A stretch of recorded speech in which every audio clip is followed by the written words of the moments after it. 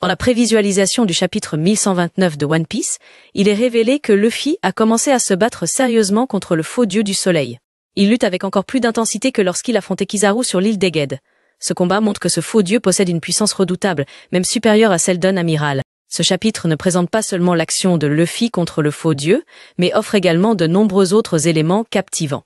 Pendant ce temps, divers événements continuent de se dérouler à Elbaf, tandis que la situation dans le reste du monde n'est pas moins intrigante. Ailleurs, en mer, le navire Red Force des pirates du Roux navigue. Shanks et son équipage principal reçoivent plusieurs rapports importants de leurs informateurs. L'un de ces rapports mentionne la situation sur l'île de Hachinosu, où toutes les alliances de Barbe Noire se sont rassemblées. Parmi ces alliances se trouvent plusieurs pirates puissants avec de grands noms dans le monde maritime. La force militaire de Barbe Noire ne repose pas seulement sur ses commandants titanesques, mais aussi sur ses autres alliances. Ben Beckman soupçonne que Barbe Noire se prépare à lancer une opération de grande envergure, nécessitant toutes ses forces. Selon Ben Beckman, le mouvement de Barbe Noire ne visera pas un seul endroit, mais plusieurs lieux avec divers objectifs. De plus, Barbe Noire doit également garantir la sécurité de sa base, notamment en raison de la présence de Garp. Il est donc compréhensible qu'il rassemble toutes ses forces pour bien répartir les tâches. À première vue, on aperçoit Garp, emprisonné, qui semble avoir récupéré de ses blessures. Il semble détendre les chaînes qui le retiennent, ce qui pourrait indiquer que son évasion est imminente. Il y a quelque temps, Caribou est arrivé sur l'île de Hachinosu avec Katarina Devon et Von Augure. Il a informé Barbe Noire de l'emplacement des deux armes antiques, ce qui signifie que Barbe Noire se prépare à les chasser. En outre, Barbe Noire a également des plans liés aux problèmes de ravitaillement alimentaire auxquels le gouvernement mondial est confronté à cause des actions de l'armée révolutionnaire. Dans les chapitres précédents, Lafitte surveillait déjà cette situation. Ainsi, il est clair que l'équipage de Barbe Noire a beaucoup de choses à accomplir, et ils se préparent à exécuter un grand projet. Dans un récent rapport, il a été mentionné que la Cross Guild a été aperçue pour la première fois, naviguant à bord d'un navire unique, en forme de clown. Le navire a été conçu par les membres de l'équipage, bien que Mihawk et Crocodile soient agacés par son apparence. Cependant, faute de temps pour en construire un nouveau, ils ont été contraints de l'utiliser. Il a également été rapporté que Gecko Moria se trouvait à bord, accompagné d'un nouveau personnage qui semble assez puissant. Il est logique que Gecko Moria rejoigne ce groupe, étant donné qu'il vient de s'évader de la prison de l'île de Hachinosu. Perona a conseillé à Moria de se joindre à la Cross Guild, car Mihawk en fait partie. Les nouveaux personnages mentionnés par l'informateur possèdent une force considérable, certains étant même perçus comme plus puissants que Gecko Moria. La Cross Guild a effectivement besoin de nouveaux membres fiables. Shanks a révélé qu'il n'aurait jamais imaginé que Mihawk et Buggy s'associeraient pour former un équipage de Yonko. Usopp a répondu en disant que cette alliance pourrait devenir un problème majeur, surtout avec la croissance rapide de la Cross Guild. Nombreuses personnes sont attirées par ce groupe, notamment en raison de la présence de Mihawk, le plus grand épéiste, de Crocodile, un stratège intelligent, et de Buggy, ancien membre de l'équipage de Roger. La Cross Guild s'oppose sérieusement à la marine, allant même jusqu'à mettre des primes sur la tête des officiers de la marine. Cela renforce encore l'attractivité du groupe, incitant de plus en plus de gens à vouloir le rejoindre. Ben Beckman pense que les mouvements récents de la Cross Guild visent probablement à renforcer leur puissance de combat. Il soupçonne qu'ils se dirigeraient vers Impel Down pour recruter Doflamingo, bien que les relations entre Doflamingo, Crocodile et Moria soient tendues en tant que pirates. Ils coopéraient si cela leur apportait des avantages. Rapport récent reçu par Shanks, de la part d'un informateur, révèle l'existence d'un mystérieux navire noir. Shanks a délibérément demandé à ses informateurs de surveiller les mouvements de ce navire, car il sait qu'il appartient à un homme portant une cicatrice de brûlure. Shanks connaît cet homme et le décrit comme étant très problématique.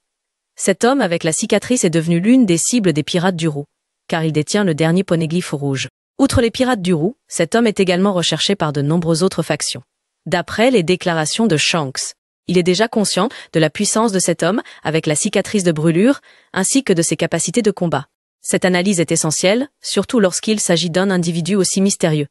Cet homme est non seulement capable de créer des tourbillons en mer, mais possède également d'autres capacités liées à l'eau de mer. Heureusement, Shanks et ses compagnons ne sont pas des utilisateurs de fruits du démon, ce qui ne devrait donc pas poser de problème majeur pour affronter quelqu'un avec des pouvoirs liés à la mer. Pendant ce temps, ailleurs, la situation à Marijois se détériore en raison d'une crise alimentaire. Certains Tenryubito sont tombés malades car ils n'ont pas pu obtenir les aliments qu'ils désiraient. Cela a contraint les chevaliers sacrés à agir rapidement. 5 chevaliers sacrés seront en service, dont 2 seront chargés de protéger Bondola contre les sabotages de l'armée révolutionnaire, tandis que les 3 autres surveilleront les navires transportant des provisions alimentaires en route. En réalité, de nombreux royaumes ont refusé d'envoyer des vivres parce que l'armée révolutionnaire détruisait systématiquement les navires de ravitaillement. Cependant, sous la menace des chevaliers sacrés, certains royaumes ont accepté de le faire et les navires de ravitaillement sont désormais étroitement surveillés. En chemin, plusieurs navires de l'armée révolutionnaire ont tenté d'attaquer les navires de ravitaillement. Cela a poussé les 3 chevaliers sacrés présents sur place à intervenir immédiatement. L'un des chevaliers sacrés appartient à la famille Ethan Baron, la même famille que le Gorosei Nushuro. Porte également une tenue traditionnelle similaire à celle de Nushuro, probablement une marque distinctive de leur famille. Ce chevalier sacré a lancé une attaque en coupant en 2 l'un des navires ennemis, le faisant sombrer. Il l'a fait d'un geste détendu, démontrant ainsi sa force incroyable. Ensuite, un autre chevalier sacré, issu de la famille Topman, la même que celle du Gorosei Warkuri, a sauté à bord d'un navire de l'armée révolutionnaire. Les soldats ennemis l'ont immédiatement encerclé, mais le chevalier sacré s'est transformé en monstre, révélant qu'il possédait un fruit du démon de type Zoan, qu'il soit antique ou mythologique. Un autre chevalier sacré provient de la famille Meyer. Pour rappel, la famille Meyer est une famille de Tenryubito mentionnée dans le chapitre 1086, précisément lors de l'incident de la vallée des dieux. À cette époque, une jeune femme de cette famille est devenue chevalier sacré. Cependant, le chevalier sacré qui apparaît cette fois-ci n'est pas cette femme, mais une personne différente. Il utilise une technique d'attaque à distance pour détruire un navire des forces révolutionnaires, tentant d'attaquer un navire de ravitaillement. Cette attaque provient peut-être d'un pouvoir de fruit du démon ou d'une technique avancée du Rokushiki. L'action de ces 3 chevaliers sacrés a réussi à détruire les navires des forces révolutionnaires. Ils ont ensuite contacté 2 autres chevaliers sacrés qui gardaient Bondola. Ils ont signalé que le navire de ravitaillement arriverait dans quelques heures et que Bondola devait être prêt et sécurisé. Les 2 chevaliers sacrés qui sécurisent Bondola proviennent de la famille Don Quijote et de la famille Roswald. La famille Don Quijote est connue comme Doflamingo, tandis que la famille Roswald ressemble à Carlos. Cependant, il semble qu'un membre puissant de la famille Roswald soit présent, contrairement à Carlos, qui est faible. Ces 2 chevaliers sacrés ont assuré qu'ils protégeraient Bondola, garantissant ainsi la sécurité des provisions qui y seraient transportées. Cependant, soudainement, de nombreux corbeaux sont apparus à Bondola. Comme on pouvait s'y attendre, ce ne sont pas des corbeaux ordinaires, mais ceux de Karasu, qui est maintenant près de Bondola. Pendant ce temps, Lindag observait la scène à distance à l'aide de jumelles. On sait que 3 chevaliers saints sur le navire ont rencontré des problèmes. Soudain, un vent violent souffle en pleine mer. Peu de temps après, le navire principal de l'armée révolutionnaire apparaît devant eux. Sur ce navire se trouvent Dragon, Sabot et Ivankov. Ivankov rit et dit que tout se passe comme prévu par Dragon. Dragon a réussi à attirer les chevaliers saints hors de Maréjoie. Le moment est venu pour Dragon d'agir. Tous les plans et sabotages précédents de Dragon visaient à attirer les chevaliers saints hors de Maréjoie. Dragon prévoit d'éliminer les chevaliers saints un par un avant d'affronter Garling Figarland. Selon le plan élaboré, les chevaliers saints débarquent un à un dans des endroits prévus, où ils seront bientôt massacrés par Dragon, Sabot et leurs compagnons. La défaite de plusieurs chevaliers saints provoquera la colère de Garling Figarland, et bien qu'il soit maintenant devenu un Gorosei, il devra intervenir pour aider les chevaliers saints. Bientôt, le duel prédestiné entre Dragon et Garling aura lieu. Qu'en pensez-vous? N'hésitez pas à donner votre avis dans les commentaires ci-dessous.